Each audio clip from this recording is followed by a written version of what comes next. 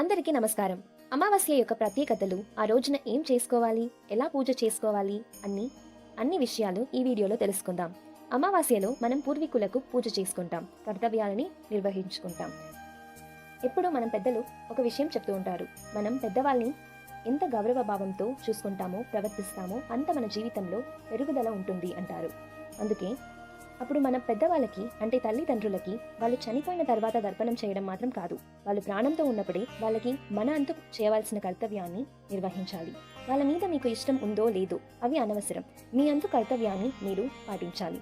అలాగే పెద్దవాళ్ళు చనిపోయారు అన్నట్టయితే ప్రతి నెల వచ్చే అమావాస్య రోజు మనం మన కర్తవ్యాన్ని చేసుకోవాలి. కొందరు అది చేయలేకపోతే విశేషమైన అమావాస్య కొన్ని వస్తాయి, అప్పుడు చేసుకోవచ్చు. అందులో ఒకటి ఈ ఆషాఢ మాసంలో వచ్చే అమావాస్య. ఈ అమావాస్యలో పూజ ఎందుకు చేసుకోవాలి అంటే అందుకు రెండు కారణాలు ఉన్నాయి. ఒకటి, పెద్దవారి ఆశీస్సులు ఉంటే దేవుడి అనుగ్రహం సులభంగా లభిస్తుంది. ఇంకొకటి, మనం కృతజ్ఞత భావంతో ఉంటే మనం చేసే విషయాలు చాలా మంచిగా జరుగుతుంది. మనం మూలాన్ని మర్చిపోకూడదు, అంటే మనం దాటి వచ్చిన మార్గాన్ని, ఆ మార్గాన్ని చూపించిన పెద్దల్ని మర్చిపోకూడదు. ఈసారి ఆషాఢ అమావాస్య జూన్ 24 రాత్రి 7 గంటలకి ప్రారంభం అయి జూన్ 25 సాయంకాలం 4 గంటలకి అయిపోతుంది. తర్పణం చేయడం పొద్దున్నే 6 గంటల నుంచి 12 గంటల వరకు చేసుకోవచ్చు. దీంతో పాటు అమావాస్యలో అమ్మవారిని పూజ చేసుకోవాలి.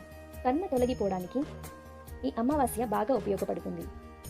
ఉదయ సూర్యోదయానికన్నా ముందు లేచి ఆ తర్వాత నిత్య పూజ చేసుకొని అమ్మవారికి పూజ చేసుకోవచ్చు. అంటే మీకు ఇష్టమైన ఇష్టదేవతని పూజ చేసుకోండి. అమ్మవారిని కానీ, లక్ష్మీదేవిని కానీ, సరస్వతీదేవిని కానీ, వరాహిదేవి కానీ అలా పూజ చేసుకోవచ్చు. అలాగే ఈ అమావాస్య రోజు గోసేవ చేయడం ప్రాధాన్యమైనది.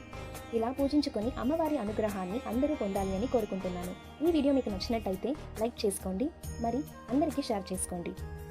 ఇలాంటి మరింత వీడియోస్ కోసం మన ఛానల్ని సబ్స్క్రైబ్ చేసుకొని బెల్ బటన్ క్లిక్ చేసుకోండి.